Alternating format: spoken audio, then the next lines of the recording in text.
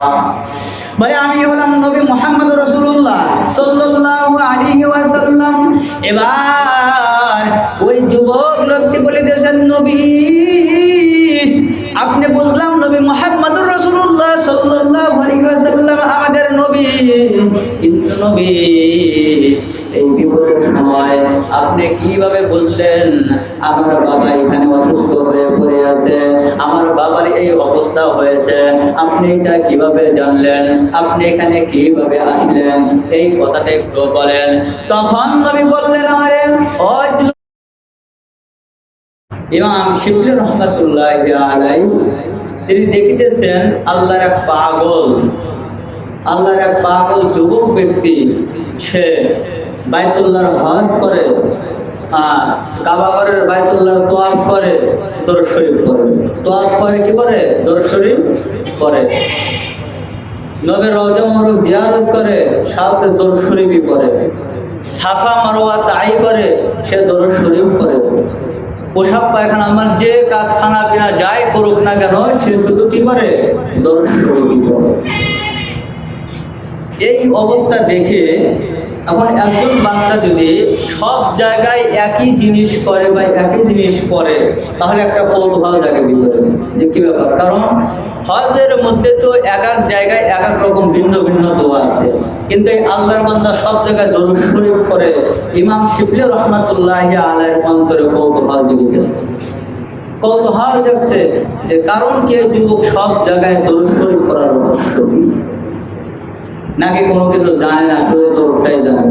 কারণ আমাদের মধ্যে তো অনেক মুসল্লি এরকম আছে কিছুই জানে না, মনে করেন যে শুধু সুবহানাল্লাহ আলহামদুলিল্লাহ কালিমাটাও শুদ্ধভাবে পড়তে পারে না, সূরা কিরাতের খবরই নেই, যা জানে তাই দিয়ে বারবার তাই দিয়ে পড়ে। ইমাম শিবলি রহমাতুল্লাহি আলাইহির মধ্যে যখন কৌতূহল জাগছে, তখন যুবককে ডাক দিয়েছে, যুবক দাঁড়াও। দাঁড়ানোর পর বলিতেছেন, যুবক আমি তোমাকে লক্ষ্য করে দেখিতেছি তুমি সব জায়গায় শুধু দরুদ পড়ো, তুমি কি কোনো কিছু জানো না? অন্য কোনো দোয়া কি জানো না?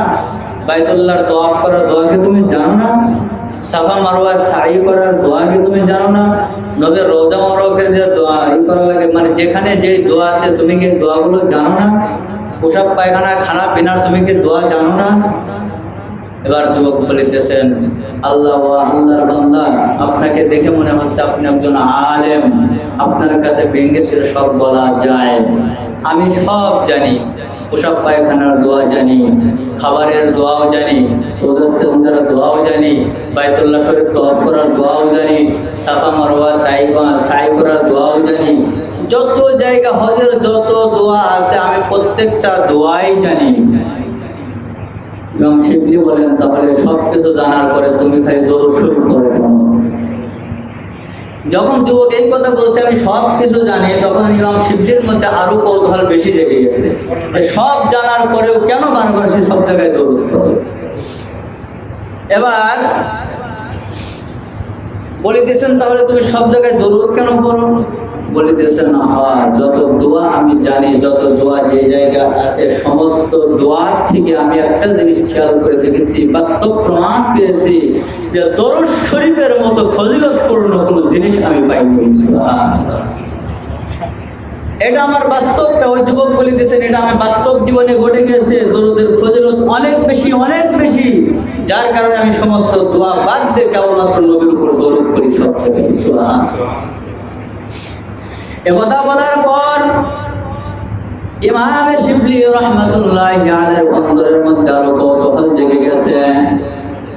ইমাম শিবলি রহমাতুল্লাহি আলাইহি বলেন, যুবক তুমি সব জায়গায় শুধুমাত্র কি করিতেছ, দরুদ শরীফ করিতেছ, অথচ অন্যান্য দোয়া সবগুলো তুমি জানো, এরপরেও কেন তুমি সব জায়গায় দরুদ শরীফ করিতেছ?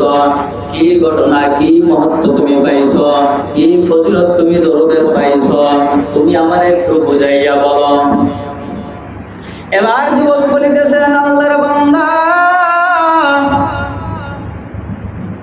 অনেক দিন আগের কথা, আমি একবার হজের উদ্দেশ্যে আমার সঙ্গীদেরকে নিয়ে, দলবলদেরকে নিয়ে আমি একবার আমার পিতাকে নিয়ে হজ করার জন্য রওনা হয়ে গিয়েছিলাম। হজ করার জন্য যখন রওনা হই, হজ করার জন্য রওনা হয়ে গিয়েছে, প্রতিমধ্যে আমার যত সাথী বড়রা আছে, সমস্ত সাথী বড়রা আগে আগেই চলে গিয়েছে।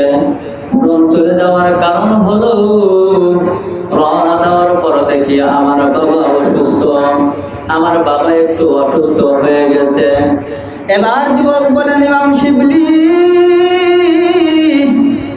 আমার বাবা যখন অসুস্থ, গায়ের মধ্যে একটু জ্বর এসে গিয়েছে, আমি দেখলাম আমার বাবা অনেকটাই দুর্বল হয়ে গেছে, ক্লান্ত হয়ে গেছে। আগেকার জামানায় তো এরকম হজ করার জন্য কোনো প্লেন ছিল না, উড়োজাহাজ ছিল না, এরকম কিছু ছিল না। তারা ঘোড়ায় চড়ে হজ করতো, উটের মধ্যে উঠে হজে যাইত, পায়ে হেঁটে হেঁটে হজ করতো, অথবা লঞ্চের মাধ্যমে হজে যাইত। এই সমস্ত মাধ্যম ছিল। এবার যুবক বলেন, ইমাম শিবলি, ও ইমাম শিবলি শোনো, আমি আমার বাবাকে নিয়ে যখন রওনা হই, আমি দেখি আমার বাবা একটু অসুস্থর কারণে আমার বাবা ঘোড়ার উপর উঠতে পারিতেছে না। আমি আমার সাথীদেরকে বললাম, সাথীরা তোমরা চলে যাও, আমি একদিন পরে আমার বাবাকে নিয়ে আসিতেছি, আমার বাবা একটু সুস্থ হোক। বলে কথা বলার পর আমার সাথীরা চলে যায়। আমি আমার বাবা একদিন সেখানে অবস্থান করি। অবস্থান করার পর আমার বাবা একটু সুস্থ হয়। সুস্থ হওয়ার পরে আমার বাবাকে আমি বলি, বাবা এবার কি তুমি ঘোড়ার উপর উঠতে পারবা? বলে হ্যাঁ, ঘোড়ার উপর উঠতে পারবো। যুবক বলে, ইমাম শিবলি শুনুন, আমার বাবা যখন ঘোড়ার উপর উঠলো, আমি আমার বাবাকে নিয়ে হজের উদ্দেশ্যে রওনা হয়ে গেলাম। হজ শুরু করে রওনা করলাম, হজ পথে যাত্রা করলাম। যখন আমরা বাগদাদ শহরের মরুভূমির মধ্যে চলে আসলাম, যখন আমরা বাগদাদের মরুভূমির মধ্যে চলে আসলাম, বাগদাদের মরুভূমির মধ্যে আসার পর আমি দেখি আমার বাবা কেমন যেন ঘোড়ার উপর বসে থাকতে পারিতেছে না, শরীরটা দুর্বল হয়ে যাচ্ছে আস্তে আস্তে। আমি আমার বাবার গায়ে হাত দিয়ে দেখি আমার বাবার গায়ে আবারও জ্বর এসে গিয়েছে, ঘোড়ার উপর বসে থাকা সম্ভব হইতেছে না। এবার যুবক বলেন, ও ইমাম শিবলি,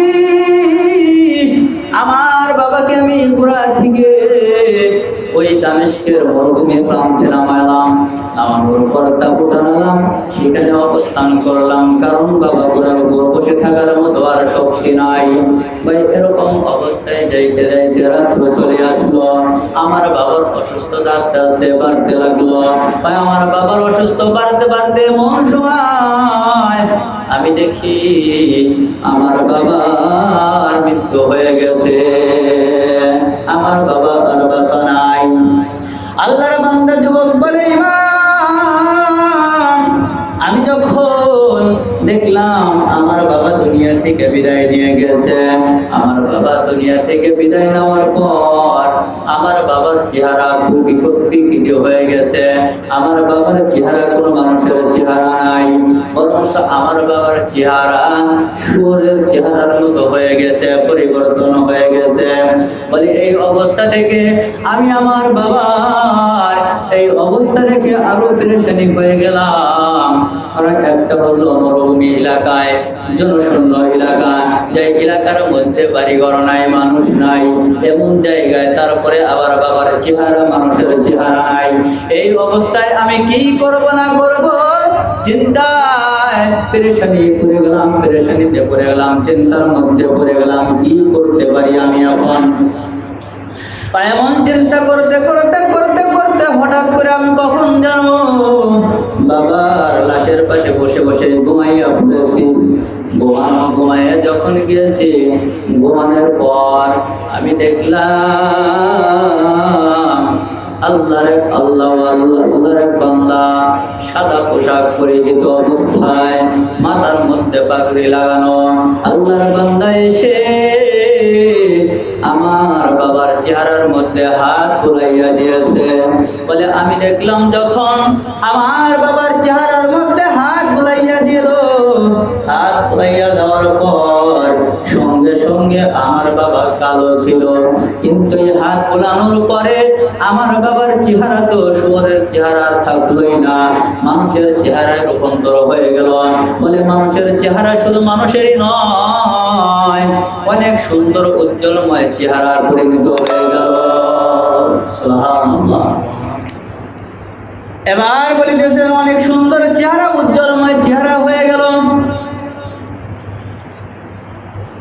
এরকম দেখার পর আমি ওই আল্লাহর বান্দাকে জিজ্ঞাসা করলাম, আল্লাহর বলি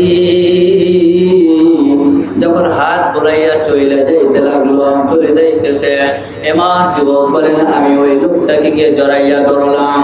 হে আল্লাহর বলি, কে আপনি? কি আপনার পরিচয়? আপনার পরিচয় কি? এই বিপদের মুহূর্তে, এমন সময় যে সময় পেরেশানির মধ্যে আছি আমি, আমার বাবার চেহারা অন্যরকম হয়ে গেছে, এমন সময় আপনি এসে আমার বাবার চেহারায় হাত বুলাইয়া দিলেন, আমার বাবার চেহারা সুন্দর উজ্জ্বল হয়ে গেল। আপনার পরিচয়টা কি? আপনার পরিচয়টা একটু দিয়ে যাবেন, আপনার পরিচয় কি? এবার বলিতেছেন আমার পরিচয় কি যুবক তুমি শুনতে চাও? বলে হ্যাঁ, আমি আপনার পরিচয় জানতে চাই, আপনার পরিচয় শুনতে চাই। এবার যুবক বলিতেছে, এবার ওই আল্লাহওয়ালা লোকটি বলিতেছেন তাহলে তুমি দাঁড়াও, তুমি দাঁড়াও, তুমি দাঁড়াই আমার দিকে তাকাও। এবার ওই যুবক বলিতেছেন, ও ইমাম শিবলি, আমি এবার দাঁড়াইলাম। দাঁড়ানোর পর আল্লাহর ওলির চেহারাটা দেখলাম। ভাই আল্লাহর ওলির চেহারা যখন দেখলাম, আমি আল্লাহর ওলির চেহারা দেখে আমার তখন এতটাই আশ্চর্য হলাম যে আমি আমার জীবনে এমন সুন্দর চেহারাওয়ালা মানুষ আর কখনো দেখি নাই, এমন সুন্দর চেহারাওয়ালা মানুষ আর আমি দেখি নাই। যুবক বলিতেছেন আমি তার চেহারা দেখলাম কেমন যেন পূর্ণিমার চাঁদের মতো ঝলমল ঝলমল করিতেছে, চমক চমক উজ্জ্বল করিতেছে, চেহারা থেকে নূর বের হইতেছে। বলে আমি তা আমার জীবনে কোনোদিন এরকম সুন্দর চেহারাওয়ালা মানুষ দেখি নাই। এবার যুবক বলেন আমি দেখলাম তার চেহারা, দেখার পরেও বললাম আল্লাহ বলা, ও আল্লাহর ওলি, আমি আপনার চেহারা দেখলাম কিন্তু আপনার চেহারা দেখে আমি আপনাকে চিনতে পারি নাই। আপনার পরিচয়টা একটু দেন, বলে দেন আপনার পরিচয়টা কি? যদি একটু বলতেন হয়তো আমার চেনা একটু সহজ হইতো। আমি আপনার চেহারা দেখেও আপনাকে আমি চিনতে পারি নাই, আপনাকে আমি চিনতে পারি নাই। এবার ওই সারা দপ্তরে পোশাক পরিহিত ব্যক্তি বলিতেছেন তুমি আমারে চিনতে পারো নাই? বলে না, আমি আপনারে চিনতে পারি নাই। বলে আমি হলাম দরদে উম্মতের একমাত্র নবী, নবী মুহাম্মদুর রাসূলুল্লাহ সাল্লাল্লাহু আলাইহি ওয়াসাল্লাম। সুবহানাল্লাহ। ভাই আমি হলাম নবী মুহাম্মদ রাসূলুল্লাহ সাল্লাল্লাহু আলাইহি ওয়াসাল্লাম। এবার ওই যুবক লোকটি বলিতেছেন নবী, আপনি বুঝলাম নবী মুহাম্মদুর রাসূলুল্লাহ সাল্লাল্লাহু আলাইহি ওয়াসাল্লাম আমাদের নবী, কিন্তু নবী এই বিপদের সময় আপনি কিভাবে বুঝলেন আমার বাবা এখানে অসুস্থ হয়ে পড়ে আছে, আমার বাবার এই অবস্থা হয়েছে, আপনি এটা কিভাবে জানলেন? আপনি এখানে কিভাবে আসলেন? এই কথাটা একটু বলেন। তখন নবী বললেন আমারে, ও যুবক বলিতেছে ইমাম শিবলি, শোন শোন। তখন নবী আমারে বলল,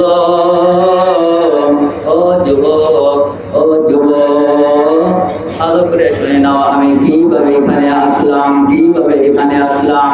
যুবক বলে, এর আগে যুবক একটা কথা বলেছেন যে নবী আপনি এই উম্মতের, আপনার এই উম্মতকে আপনি এখানে এই অবস্থায় আছেন কিভাবে জানলেন, কিভাবে বুঝলেন?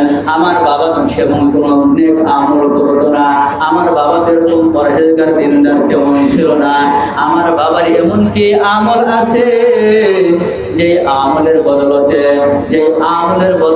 আপনার নবী স্বয়ং নিজে উপস্থিত হয়ে গেছেন। এবার নবী বলিতেছেন, যুবক শোনো, তোমার বাবার কোনো নেক আমল ছিল না, ঠিক আছে, বেশি আমল করে নাই, বেশি নফল করে নাই, তাহাজ্জুদ করে নাই, ঠিক আছে, কিন্তু তোমার বাবার একটা গোপন আমল ছিল, যে আমলের কথা কেউ জানতো না। তোমার বাবার একটা আমল ছিল, যে আমলের খবর কেউ জানতো না, কিন্তু আমি নবী জানতাম ওই আমলের খবর। আজকে তোমার বাবা একটা আমল করতো, প্রত্যেকদিন রাত্রের বেলা যখন ঘুমাইতে যাইতো, তখন তোমার বাবা আমি নবীর উপরে প্রত্যেকদিন 300 বার করে দরুদ করে ঘুমাইতো। সুবহানাল্লাহ। প্রত্যেকদিন 300 বার করে দরুদ করে তারপর ঘুমাইতো। নবী বলতেন, তোমার বাবা সুখে থাকলেও 300 বার পড়তো, দুঃখে থাকলেও 300 বার পড়তো, পেরেশানির মধ্যেও থাকলেও 300 বার আমার উপর দরুদ পড়তো, হাসি রহস্যের মধ্যে থাকলেও ঘুমানোর আগে 300 বার আমার উপর দরুদ পড়তো। নবী বলেন, যুবক, তোমার পিতা 300 বার করে দরুদ করে তারপর ঘুমাইতো। অতএব আজকে হঠাৎ করে দেখে তোমার বাবার দরুদ নাই আমার দরবারে। তোমার বাবা যখন দরুদ পড়তো, ফেরেশতারা এই দরুদ দিয়ে আমার দরবারে আমার রওজা মুবারকে উপস্থিত হয়ে যেত। এর আগে আমি গত জুমায় বলেছিলাম, আমরা যখন দরুদ পড়ে আল্লাহ রাব্বুল আলামিন কিছু ফেরেশতা নিযুক্ত করে রেখে দিয়েছেন, যে ফেরেশতাদের কাজ হলো এই দরুদকে নিয়ে নিয়ে নবীর দরবারে পৌঁছানো, নবীর কাছে নবীর রওজা মুবারকে পৌঁছাইয়া দেওয়া, যে আপনার অমুক গ্রাম থেকে অমুক বান্দা আপনার উপরে এই দরুদ প্রেরণ করেছে। ফেরেশতার মাধ্যমে আল্লাহ পৌঁছাইয়া দিয়ে থাকে, ফেরেশতার মাধ্যমে আল্লাহ তাআলা পৌঁছায় দেয়। বলে আজকে আমি ফেরেশতা গিয়েছে, খালি হাতে কোনো দরুদ নাই। আমি নবী জিজ্ঞাসা করলাম, ফেরেশতা, আমার এক পাগল আশিক, সে প্রত্যেকদিন ঘুমানোর আগে 300 বার করে দরুদ পড়ে, আমার এই আশিকের আজ দরুদ কোথায়? তখন ফেরেশতা জবাব দিল, নবী মুহাম্মদুর রাসূলুল্লাহ, আপনার ওই বান্দা আর দুনিয়াতে আজ নাই। বলে আমি জিজ্ঞাসা করলাম, আমার উম্মত যে দুনিয়াতে নাই, দুনিয়া থেকে বিদায় নিয়েছে, আমার উম্মতের কি অবস্থা?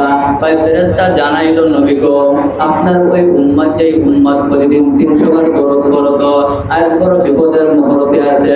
ভাই ফেরেশতা তারপরে বিস্তারিত ঘটনা আমারে জানাইলো। জানানোর পর আমি নবী আর সেখানে উপস্থিত থাকতে পারলাম না। আমি নবী, যে তোমার বাবা আমার উপর বিপদের মুহূর্তে, সুখের মুহূর্তে, আনন্দের মুহূর্তে, কষ্টের মধ্যে কোনো অবস্থাতেই যে তোমার বাবা আমারে বলে নাই, তোমার বাবার আজ এই বিপদের সময় আমি নবী কেমনে বলে যাইতে পারি, কেমনে বলে যাইতে পারি? তাই তোমার বাবার বিপদের মুহূর্তে আমি নবী স্বয়ং নিজেই উপস্থিত হয়ে গেছি। সুবহানাল্লাহ। এবার এই সমস্ত কথাবার্তার পরে যুবকের হঠাৎ করে ঘুম ভেঙে গেল। এই সমস্ত ঘটনা কিন্তু ঘটছে সব স্বপ্নের মধ্যে। হঠাৎ করে যখন ঘুম ভেঙে যায়, ঘুম ভাঙ্গার পরে দেখে বাস্তবে তার বাবার চেহারার সোয়ারের চেহারা নাই। তার বাবার চেহারা স্বপ্নের মধ্যে যেরকম দেখছিল উজ্জ্বল সুন্দর চেহারায় পরিণত হয়ে গিয়েছে। এবার যুবক বলেন, ইমাম শিবলি,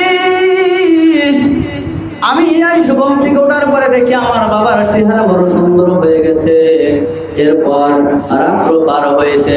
এই রাত্র পার হওয়ার পর ফজরের যখন আজান হয়েছে, ফজরের আজানের পর পর দেখি যেই জনশূন্য মরুভূমি এলাকার মধ্যে হাজার হাজার লোক চতুর্দিক থেকে এসে ওই মাঠের মধ্যে উপস্থিত হয়ে গেছে। হাজার হাজার মানুষ, যেখানে কোনো লোকজনই নাই, মরুভূমি, এই মরুভূমির মধ্যে হাজার হাজার লোক এসে উপস্থিত হয়ে গেছে। এবার যুবক বলিতেছে, এই হাজার হাজার জনগণকে দেখে আমি জিজ্ঞাসা করলাম, ও বায়ুবস্ত বুজুর্গ, আমার বাবা মারা গেছে, আমি কোনো মাইকিং করি নাই, কোনো আদান করি নাই, আমি কাউকে ডাকও দেই নাই, আমার বাবা মারা যাওয়ার খবর একমাত্র আমি জানি, আর কেউ জানে না। তোমরা কিভাবে জানাজার মধ্যে উপস্থিত হয়ে গেলা? তোমরা কিভাবে খবর পাইলা এখানে আমার বাবা মারা গেছে? তোমাদেরকে খবর দিল? এই কথা যখন যুবক জিজ্ঞাসা করে, লোকজনের মধ্যে থেকে বলিতেছেন, হে আল্লাহর বান্দা শোনো, রাত্র যখন গভীর তাহাজ্জুদের সময় হয়ে গেছে, এমন সময় কে যেন আমাদের ঘরের মধ্যে এসে এরকম দরজার মধ্যে ঠুকুর দিতেছে আর বলিতেছেন, হে মুসলমান, তোমরা কি তোমাদের গুনাহ মাফ করাইতে চাও? তোমরা কি চাও তোমাদের গুনাহ মাফ হোক? বলে এই এলান যখন করেছে আমরা সকলে ঘুম থেকে উঠে বসে গেছি। হ্যাঁ, আমরা আমাদের গুনাহ মাফ করাইতে চাই, আমরা আমাদের গুনাহ মাফ করাইতে চাই। ভাই আমরা যখন এই কথা বললাম তখন একজন ঘোষণাকারী ঘোষণা করে দিল, আল্লাহর বান্দারা, মুসলমান যারা আছো, অমুক জায়গায় অমুক মরুভূমির মধ্যে আল্লাহর একজন ওলি মারা গিয়েছে। যারা যারা কাল ফজর, যারা যারা সুবহে সাদেকের পরে ওই আল্লাহর ওলির জানাজার মধ্যে উপস্থিত হতে পারবে, আমি তাদের সমস্ত গুনাহ মাফ করে দেব। এই আল্লাহর ওলির জানাজায় যারা শরীক হবে সকলের গুনাহ মাফ। ভাই যখন এই এলান করেছে আমরা কেউ আর ঘুমাই নাই, আমরা শুধু অপেক্ষায় আছি কখন সুবহে সাদেক হবে। এই গনিমত আমরা গ্রহণ করব, গনিমত আমরা ভোগ করব। আমরা আর ঘুমাই নাই, যখন সুবহে সাদেক হয়ে গেছে সঙ্গে সঙ্গে আমরা চলে আসছি, না জানি আমরা জানাজায় উপস্থিত হতে পারবো না। এই কারণে আমরা তাড়াহুড়া করে জানাজায় উপস্থিত হয়ে গেছি। তো এবার লোকটি বলিতেছেন, যুবক বলিতেছেন, ইমাম শিবলি, এই জন্য আমি এই যে দরুদ শরীফের একটা ফজিলত ফায়দা আমি নিজে প্রমাণিত, আমি নিজে দেখেছি দরুদ শরীফের এত ফায়দা এত ফজিলত, যার কারণে আমি সমস্ত দোয়া বাদ দিয়ে শুধুমাত্র দরুদ পড়তে থাকি। সুবহানাল্লাহ।